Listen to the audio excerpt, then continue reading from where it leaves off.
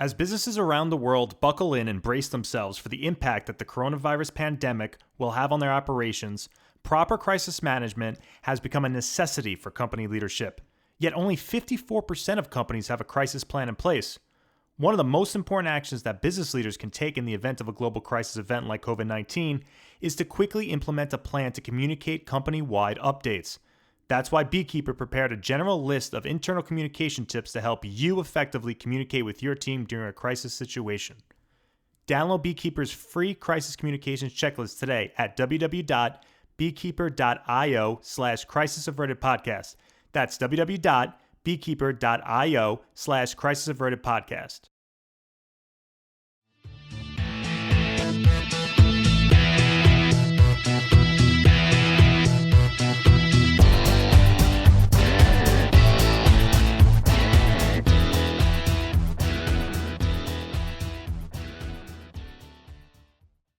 Welcome to the Crisis Averted podcast, produced by CJ Media Solutions. I'm your host, CJ Arlotta.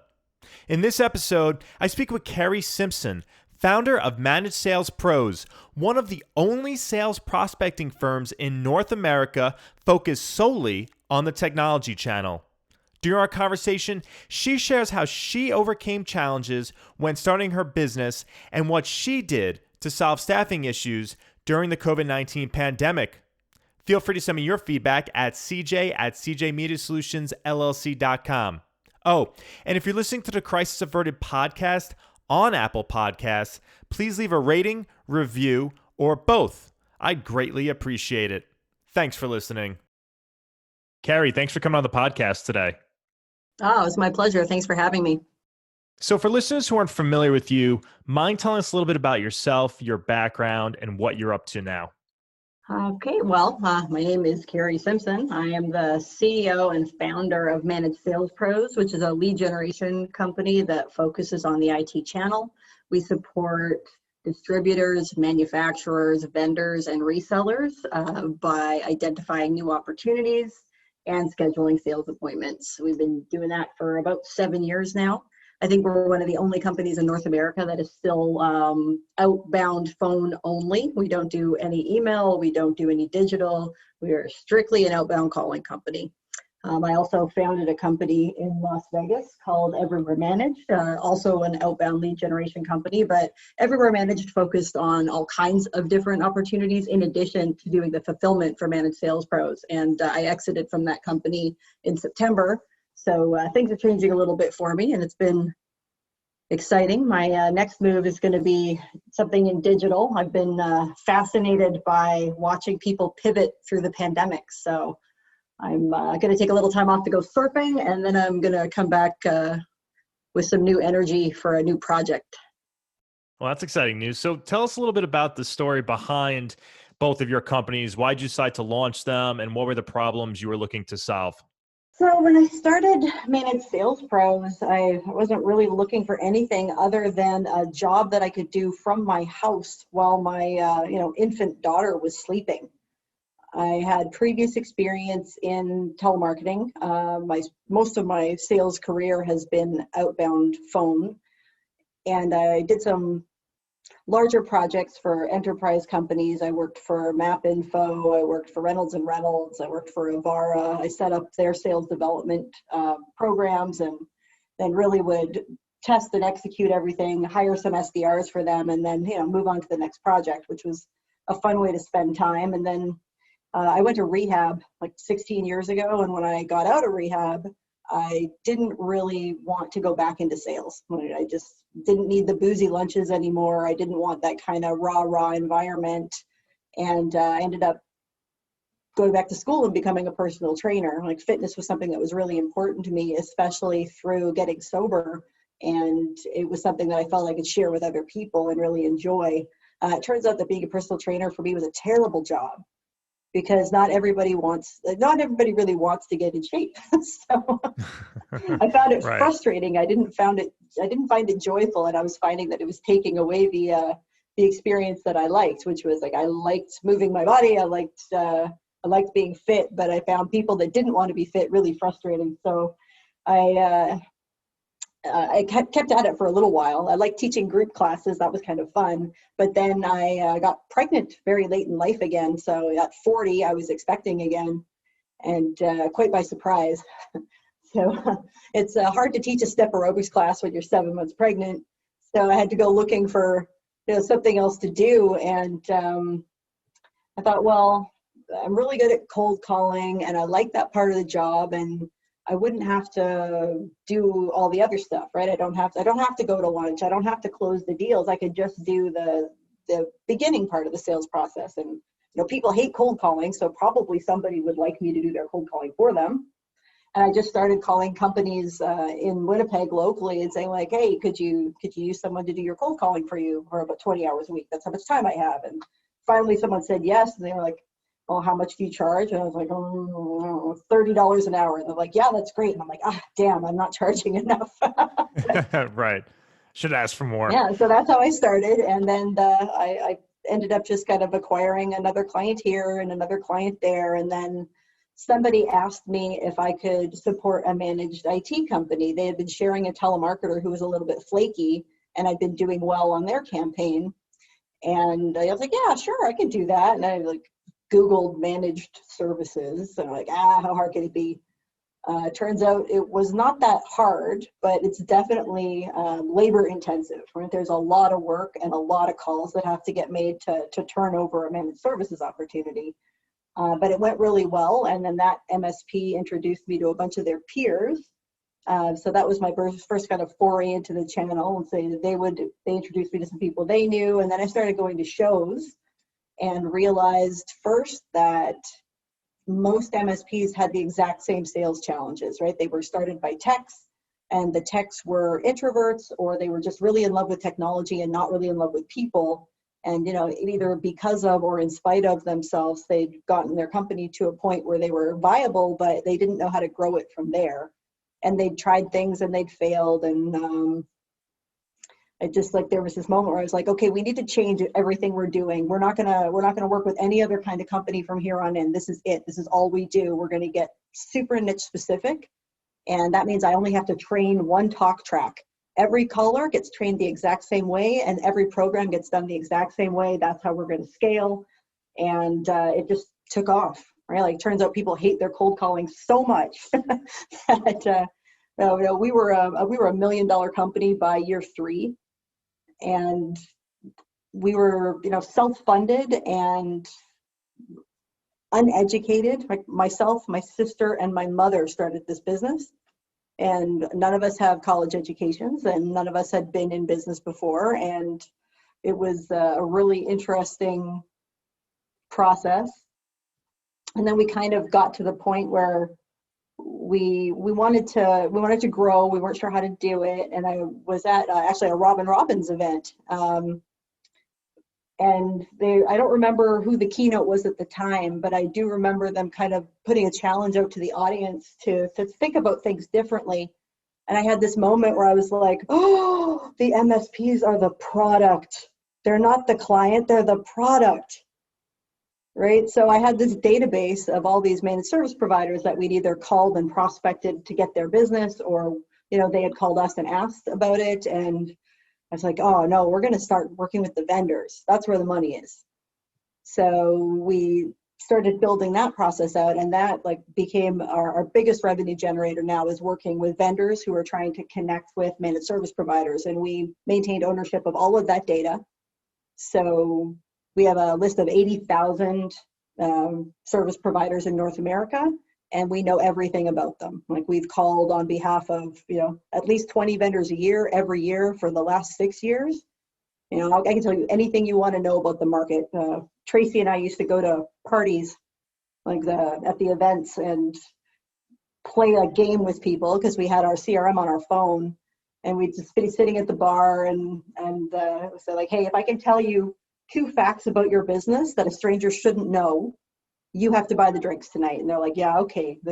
We never take telemarketing calls. You'll never know anything about us. And I'm like, okay, you use ConnectWise, you got 10,000 endpoints, you're using Enable, but you're thinking about switching. And they're like, okay, well, here's my credit card. The tricks are on us. Right. So that was the way our company developed. And then we moved into the United States when a vendor asked us to do a really large project for them. It was our first huge project, like our first $1 million project. And the deal was signed, and the retainer was in the bank. And then they wanted to come tour our call center. This call center that we didn't have because we were a distributed Canadian company. And they, for some reason, thought that we had an on-premise American call center. And so they asked if they could come tour it. And I'm like, yeah, no problem. 2 weeks from now, okay, all right. And there's only 2 places that you can fly direct to from Winnipeg. And that's Las Vegas and Orlando. And Tracy and I were both like, Orlando, no. So Vegas it was. We went to Las Vegas and we rented like a team room in one of those shared workspaces. We got some used cubicles and 10 Chromebooks and hired 10 people off of Craigslist, and we were off to the races. And, 5 years later, we had 10,000 square feet, a call center in Las Vegas, and we just sold that to EB Quick Start out of Austin. That was kind of an exciting time for us. And now I'm still working with a call center. My director of operations, a woman that we hired to be a caller years ago, worked her way up from the call floor into team lead and then into management and then into the executive team. When the pandemic began, she wanted to go back to live with her family. And I don't want to run payroll in more than one state. So I was like, well, it's been great working with you and I wish you much success. And then she started her own call center. And so now I support her call center. So when we sign business for Managed Sales Pros, Next Level, which is the company that Sierra founded, does all the fulfillment for us. So it hasn't changed a lot for me other than I don't have to go to a call center at all, ever. And I woke up this morning with no employees and it was awesome. What a great feeling. Oh yeah, Carrie, great. now when you first started, you mentioned you had a lot of challenges because you were new to business. So tell me a little bit about that process. Did you have any strategy going into it, and what were some of the initial challenges you faced? So, I mean, initially if one had with the U.S. business, more like the Canadian business was just kind of like muscle and feel, right? Like I raised the prices when I felt like the market would tolerate it, right? We proved ourselves out at a lower rate, and then I just started charging more, right? Like I didn't really have any plan, any strategy, anything. But when we moved into the U.S., our business was getting to the point where you needed things like budgets, which I didn't know how to create and wasn't that interested in creating. Like there was just always money. We were self-funded and we were debt-free. So it wasn't like we had an enormous amount of overhead either, right? We had no real estate and we had no, at the beginning, no computer equipment, no nothing, right? We had home-based people in a BYOD environment. So people paid us money and then we paid other people money. And to me, that was like, okay, simple. The rest of it was years away from making any sense to me. We went into the US and now all of a sudden I had challenges with visas, for example. So when we set up our call center originally, we used my mother's EIN, or not EIN, social security number to get a bank account. I couldn't legally, yeah, it was very nice of her. But so she set that up for us, but and we weren't even an American company at that time, right? We were still running as Managed Sales Pros and we had this American call center and everyone in the call center was being paid as a contractor, which was completely in violation of the IRS 20 question rules. So we had to change that. But in order to change that, we had to deal with, first I had to get an EIN. So we had to figure that out. I didn't have a visa. I didn't have a social security number. I didn't have anything. And so there was multiple times throughout the course of the first couple of years where I would be locked out of the US or my visa application would be stalled. I had 2 L1 applications and then I had an E2 application. Then my E2 was declined because they said I hadn't shown an irrevocable investment in the US. Which was not true because we'd been running for 5 years and, paying rent to an American company for 5 years and paying American callers. Like we had a payroll of like 40 people at that time. So there had been an irrevocable investment in the US, but the person I was dealing with was just cranky. So like, it's amazing how much control one person at one window in a government office in 5 minutes, like it's incredible what they can do or not do, right? Like that could have been Right. the end of our business right there. So, fast forward past visa issues and past every other issues, like most of the time, like the way that I look back on it now, I can see that most businesses have trouble because they can't sign enough business, right? Like they have problems with business development and cash coming in, and that was never a problem for us. Like we are beating away clients with sticks more often than we are begging them to come work for us.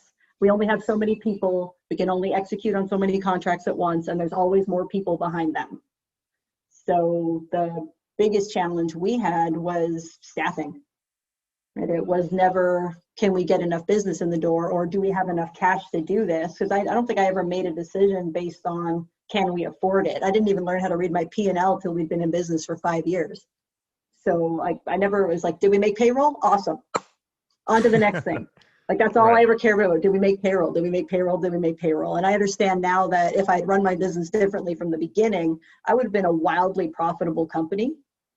And instead of treating the business like my personal piggy bank, which I did for years, right? Like if it was in the bank, it was mine as far as I was concerned. And Yeah. I had some pretty big tax bills and made some pretty big mistakes that way. But our biggest challenges were always trying to stay within the, being a Canadian citizen, I had no credit in America. So when our primary business was running in the US, I didn't have there's no emergency fund, period. Like we could survive maybe one bad month, but with no line of credit and no ability to acquire one, we had to be on the ball all the time. Like there was no opportunity we couldn't make a key hire, for example, until we had all of the money in the bank to pay them for a year. That's the only way that I would make a hire, is if I knew for sure that I'd be able to pay them.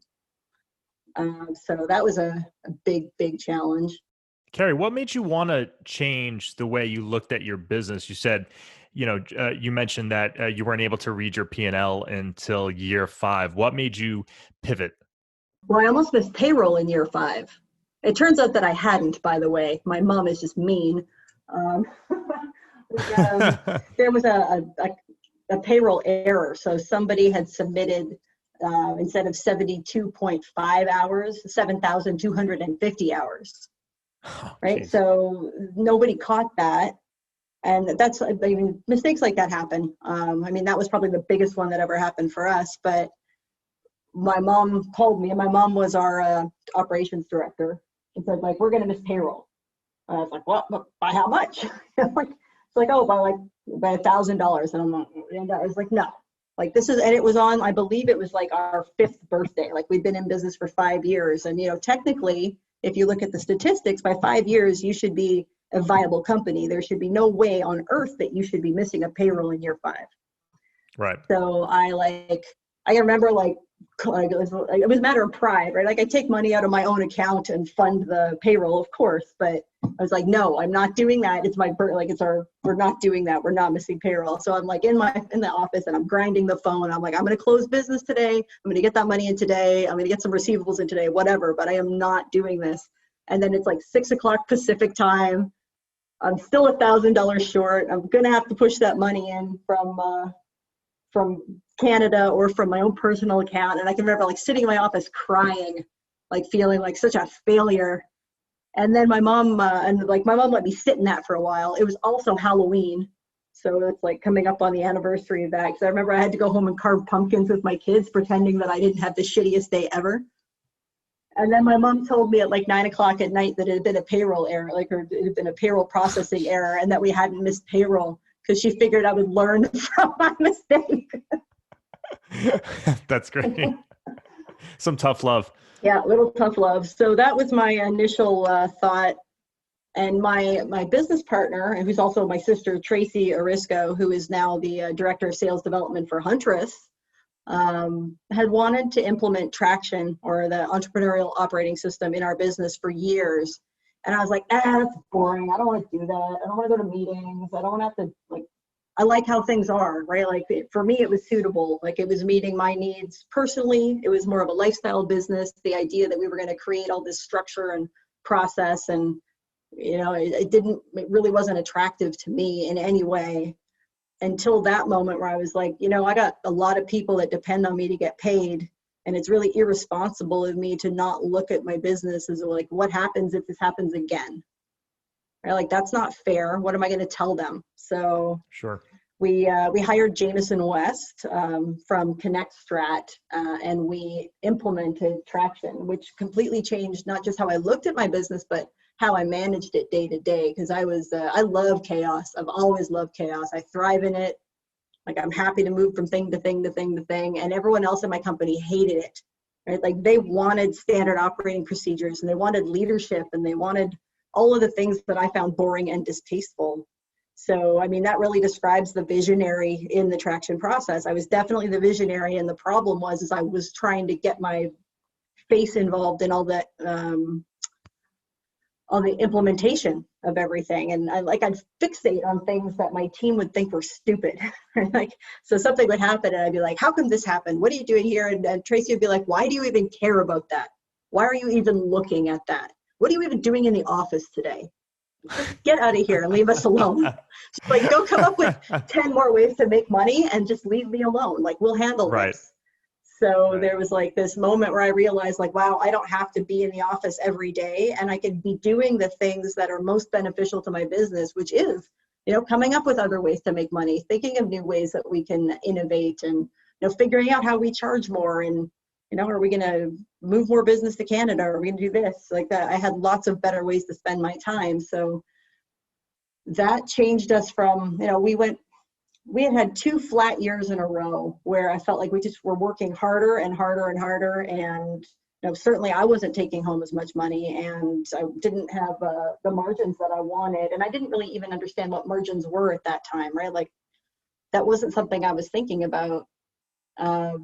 And then after this Traction process started, I started looking at it as okay, well, I could retire a lot sooner if there was money left over at the end of the year.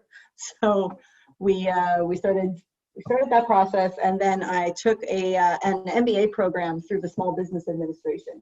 They offer something called the Emerging Leaders Program, or they also call it the Streetwise MBA. And the program was 9 months long, and I had to go every week for 6 hours, and then I had to do all the homework. And at the end of it, I was able to really clearly see, like, not only like our business was wildly profitable, I was just spending all of our money. Right? So we learned what a quick ratio was, and a good quick ratio is like 2 to 1. Mine was 14 to 1. And like, we were a very viable company, and I made a commitment to my team that for a full year, I wouldn't spend anything that wasn't my salary. So I gave myself a raise. That was it. I flew Spirit. I stayed in like shitty hotels. I didn't spend a dime that didn't need to be spent. And we grew 50% that year, and our bottom line increased by 600%. Wow. Yeah, imagine if I'd done that for 5 years. Well, I was just gonna, like, what would have happened if you didn't do all of that? If you didn't take those courses, do you think that the company would be in a terrible spot today? Well, we wouldn't have survived the pandemic, period, right? Like, we had enough cash on hand that we probably could have survived the pandemic. We probably wouldn't have kept our entire team. And when the pandemic hit, we kind of had a big decision to make, right? We had a decent cash reserve. And as a Canadian, I didn't know if I was even going to get a PPP loan. So, we sat down, and this Traction process was really ingrained in us. Like, our core values were deeply, deeply ingrained. They were part of our company culture. And I was like, well, you know what? We got a ton of money in the bank. Let's just shut the business down. I don't want to deal with this crap. And Tracy said, like, that's not a core value decision. Like, we can't make our decisions based on that. Like, we committed to doing this. We're going to core value check this. Right? Like, in our core values were find the joy, which is just like, hey, nobody can teach you how to like your job, right? It's telemarketing, and it's going to suck sometimes. And if you can't find something that you love about it, you're going to hate being here. And the other one was campground rules. We leave everything better than we found it. And the third one was rise up from Hamilton, right? Like, we want everybody that works for us to leave our company far more employable than they were when they got there. So Value check was like, nope, we keep going. So we had this like phrase that we were using in the office, which was till the wheels fall off. And I said, okay, we're going to do this, but I'm not going to leverage myself to keep the company open. So we will go until we don't have another dime in the bank to spend, but I'm not putting any of my personal money into the business again. Right. So if we can keep going and if we can survive on the money we have, and then the PPP loan came in, then we're just going to keep going. And turned out to be a pretty decent decision. When people couldn't go to events anymore, people that were like poo-pooing telemarketing 2 years ago were all of a sudden like, hey, Carrie, I know when you called me last year, I told you to go get bent, but we could use some telemarketing now. So, Right. but then the Right. staffing challenge hit, right? We couldn't staff the call center. Our callers were lower, entry-level employees who were making, $12 to $15 an hour.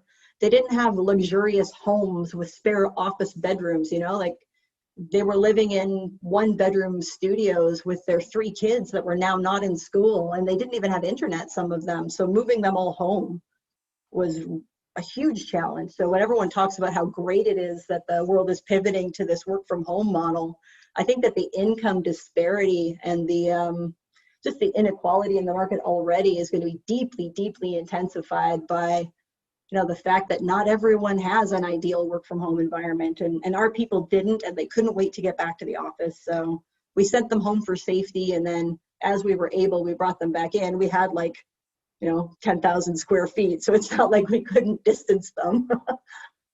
And then we couldn't hire, we just simply couldn't get anybody to come in the door. Doubled the base salary, nobody would come. We used to get thousands of resumes, which we wouldn't even read, because if we picked out 100 of the 1,000 that we wanted to talk to, of those 100, maybe 8 of them would get back to us. So we just invited anybody that applied to come to a group interview, and if they showed up, then we read their resumes. So that was our whole recruiting process. But that was an interesting strategy. Yeah. Oh, it worked great. And then we do Yeah. I don't know if you know anything about traction, but the first thing we do is stand up in front of them and explain to them what we're all about. Right? This is our company. These are the things that we believe. This is what we expect from you. And, if you're not into that, then no problem. There's the door. And we would have people get up in the middle of job interviews and walk out the door. They didn't want to do the job. They didn't want to do it within the parameters that we were making them do it in. Right? Wow. We have a lot of must-dos. We don't let people have cell phones. Right? You can't bring your cell phone on the call floor. It goes into your locker and it stays there for your whole shift. You get caught with a phone on the floor, you're fired. There was no messing around. It was a very restrictive environment. So not everyone thrived there, but the people that did thrive there went from $12 an hour telemarketers to $25 an hour telemarketers in a quarter. And now all of those people are working for vendors. When I sold the business, I didn't want anybody unemployed during a pandemic. So I committed to my team that I'd keep anyone on payroll until they found another job. And then I went and found them all jobs, and they're all making double what I was paying them. They've got 100% health insurance. They're working for, they went from being one of these guys was we hired him, he was homeless. We had to help him find an apartment. And he worked for us for maybe 6 months. And now he's a sales development rep for a vendor. He's making life-changing money. He's killing it. And his partner, who also works for us, they met at work, went from a $15 an hour administrative executive. She worked for us for 3 years. She's now making a high 5-figure salary as the sales operations manager for a vendor. They all went, I feel like we really core valued our way right to the end. And then of course, Tracy went on to Huntress, and she's making far more than I paid her, God bless her. And I don't know what I'm going to do next, but I'm really happy with how things played out, because it could have gone really bad, right? If we hadn't had that change and that shift in how we were doing things, I wouldn't have had enough cash reserves to get through even a month of the pandemic, right? If our client base had started dropping, we would have been done. I certainly wouldn't have exited, and it wouldn't have been good. Carrie, how'd you come up with those core values you mentioned earlier? I know you got involved in the traction program, but how did you go through and find what you really wanted your company vision, the principles to be all about? So that's an interesting story too, because my executive team like called me out on it.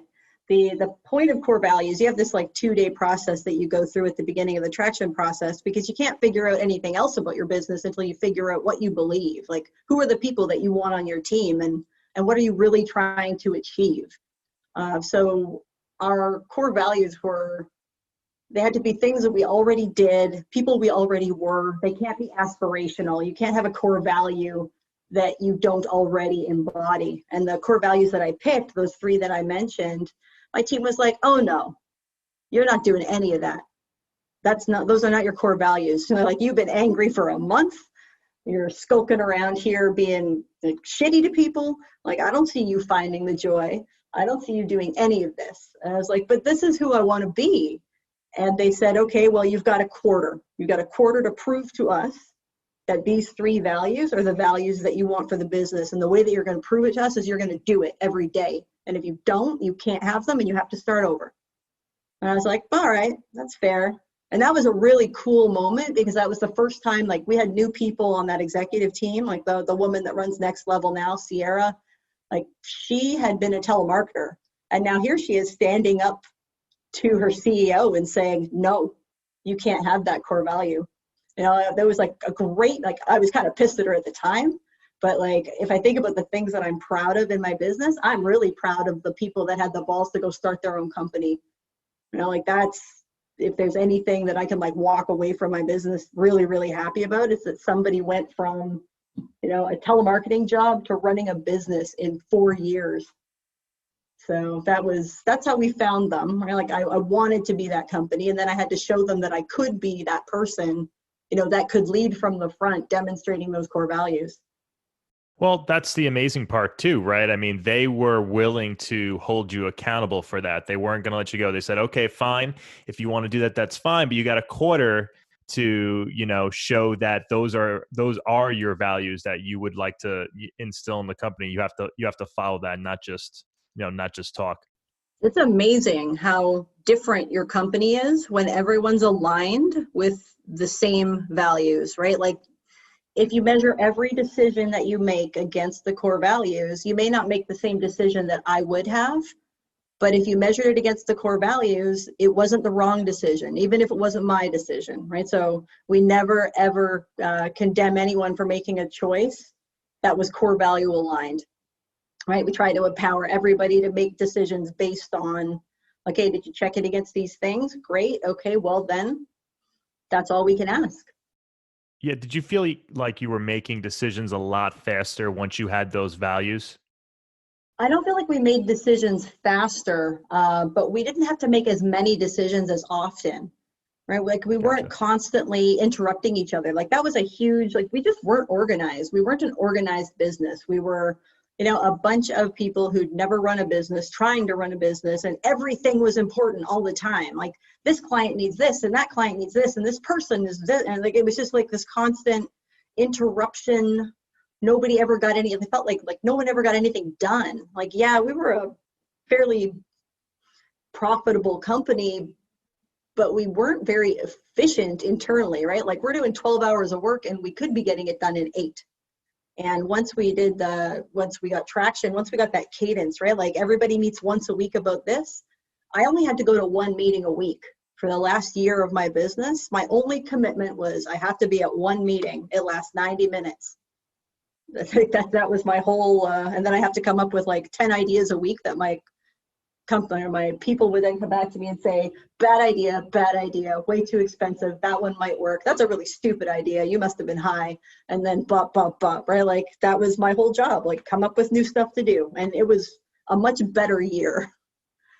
Yeah. What about lead generation companies in general, Carrie? Where are they going wrong? How can customers really vet the people that they're going to, pay to help them with lead generation? Well, I think that you have to ask really targeted questions and not accept vague answers, right? How many calls am I getting every week? How many hours do you spend on the phone, right? Like, find out what you're paying for. So before I hire anyone to do anything, right? Like right now, I'm obsessed with digital marketing, for example. And I was thinking I wanted to hire somebody because I wanted a better social media presence. So I was going to go hire a company to do this for me. But before I did that, I went and I took a couple free courses on social media, and I tried out a bunch of different tools, and then I timed myself, right? I looked at, okay, how long does it take me to create the graphic? Like, okay, I created this campaign. How long does it take me to create the graphics? How long does it take me to populate Hootsuite? How long does it take me to do this? Right? And I look at the amount of time that it takes just to do like a couple of simple things.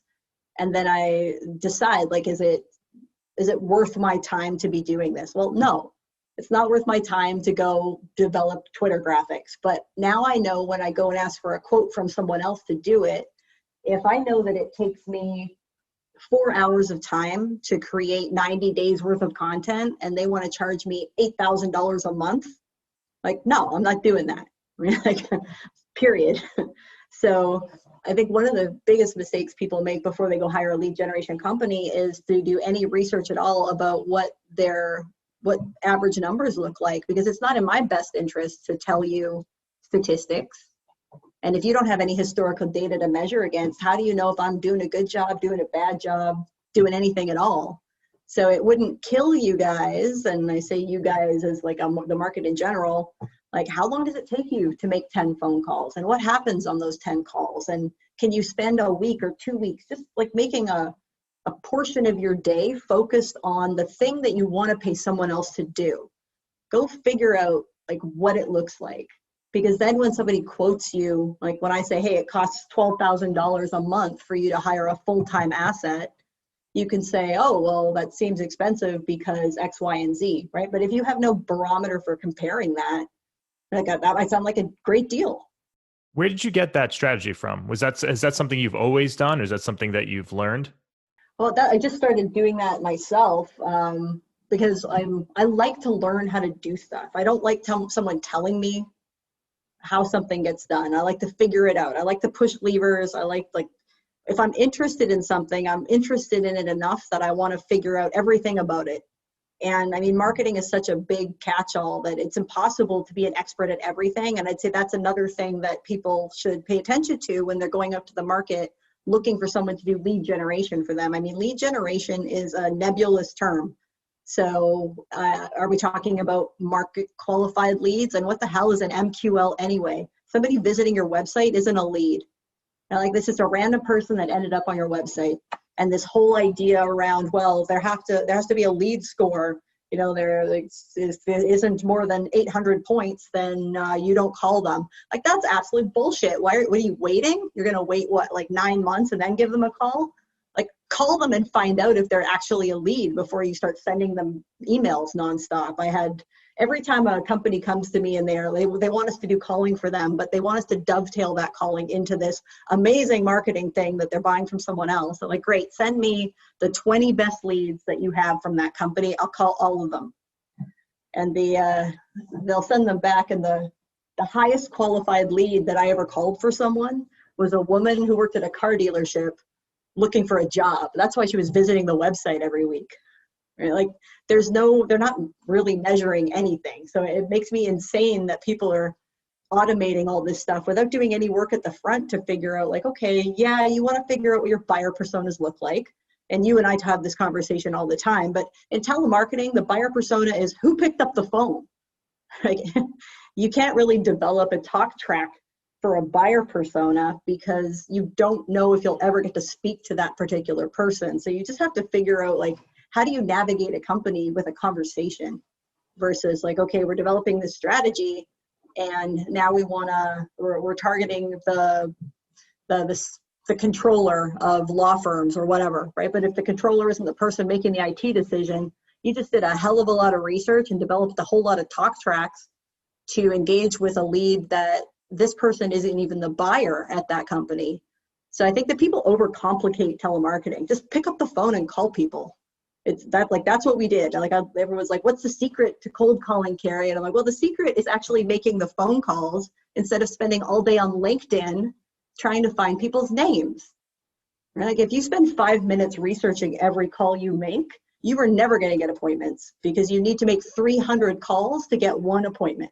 So if you do the math on that, that's 3 full days of calling to get one appointment. So now add 5 minutes of research in between every call you make, you're never going to get there. If you could go back and tell yourself something, from a business perspective, maybe top 3 things that would improve your business, over time. If you could go back and tell yourself that from the beginning, what would that be? Oh, well, I would have started like the first day I'd be like, read Profit First. Right there, I can't remember the guy who wrote Pumpkin Plan. I forget his name. Mark, complicated last name, but the book is Profit First, and it's a concept around you pay yourself first, right? Like you take that money immediately and you put it somewhere, and it's not yours anymore, and it's not the business's anymore. Like it goes into a separate account, and every time an invoice comes in, 20% of that goes somewhere else. Right. So I wish that I'd started my company with, and my next company, this is what I will do. So I want to start with, here's the margin I'm going to make on this business, right? I want to make 20%, and everything else I'll have to fit into how I make that 20%. So if I want to hire a person, well, I have to make sure that I still get I'm not going to waver on what I want to make to add talent or to add tools or to do anything. I'm going to make sure that I protect that margin first. So that would be my first advice would have been that. And then second would have been to, as much as I found doing my books distasteful, and I've never done my own books. I hired a bookkeeper the minute I could. And I still struggle a little bit with that, but I would have taken more of an interest in my finances from the beginning. So most of my advice would be around money, right? And third would be, just because you can spend that doesn't mean you should. You don't have to stay at the Ritz-Carlton for 2 weeks before IT Nation, Carrie. You're good. Right. But it's tradition, right. CJ. Yeah, exactly. But why not? Why not? Well, you have this scarcity mentality, right? Like I went from essentially a $15 an hour fitness instructor to the owner of an international multi-million-dollar call center in 3 years. I didn't have any savings. I didn't know how to budget. My family didn't talk about money. It's not like I had my parent, that's like I could call my parents' wealth advisor and ask them how I should invest I didn't have any of that. And I'd also never done anything, right? I'd never had any money. So now all of a sudden I had money, and I was the scarcity mentality, oh my God, what if it all ends? What if the business failed? There's this moment where you stop attributing your success to luck and begin understanding the things that you're doing right and focusing more on that. That's the magical moment for an entrepreneur, where you understand that you didn't luck into this, right? It wasn't dropped in your lap. You had to work for it. Then you had to work harder for it. Then you had to work to keep it. Then you had to work to grow it, right? And you did all that work, and you do deserve this success. And that moment was okay, I can stop worrying that my family may never get to go see Tokyo, because I know that we will, because there's no historical indication that we're going to fail. So why do I keep thinking oh, this is all going to end, we better enjoy it now?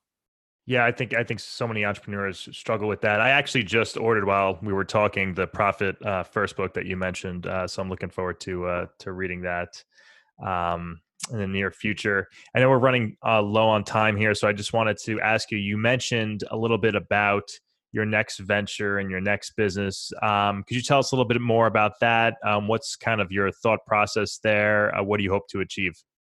Well, one of the things that I really found interesting through the pandemic is watching MSPs try to pivot their sales strategies pretty much on a dime to something new. And everyone, I really loved watching how everyone got so innovative in crisis, right? Before it was just whatever, we're going to focus on this one thing. But now it's okay, we got to change this. We got to try this. We're going to all of a sudden there was this huge passionate, oh my God, everyone was motivated by panic. And it was crazy to watch all the content that people started producing, right? They went from a company that maybe put out a webinar, once a quarter, to now everyone's putting out content once a week, right? Once a week, we got a webinar going, and we got a podcast, and everyone's a podcaster now, and everyone's got a video channel and a YouTube channel.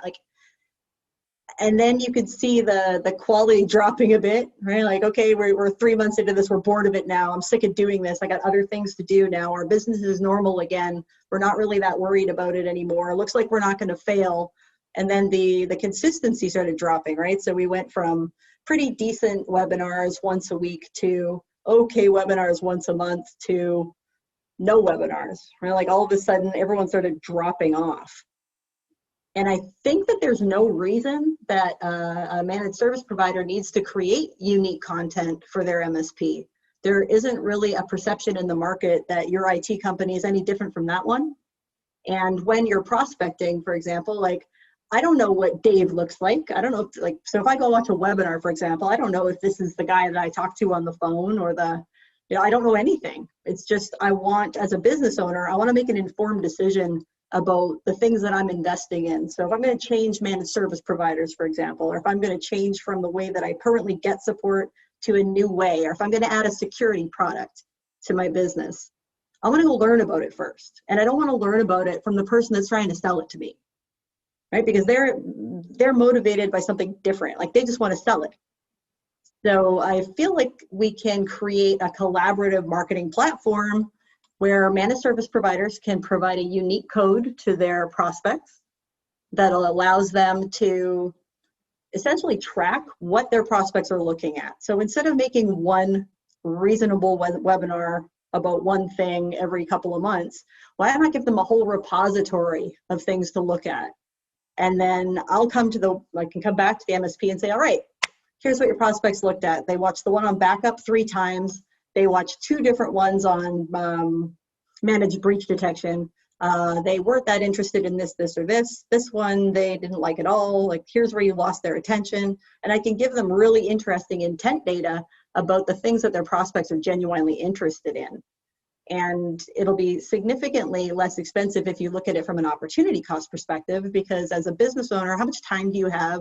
If you don't have time to make cold calls, you don't have time to make webinars either. Right. So why not create aesthetically pleasing, educational, vendor neutral content, and then allow end users to come and consume that content? And then we can tell the managed services marketplace, here's what people want to buy. And then, of course, I have intent data now that I can sell back to the market. And I have the ability to help managed service providers provide nice looking, dispersed, like well-produced professional content. Carrie, thanks for joining me on the podcast today. I really appreciate it. No, it was a great time. Thank you for having me.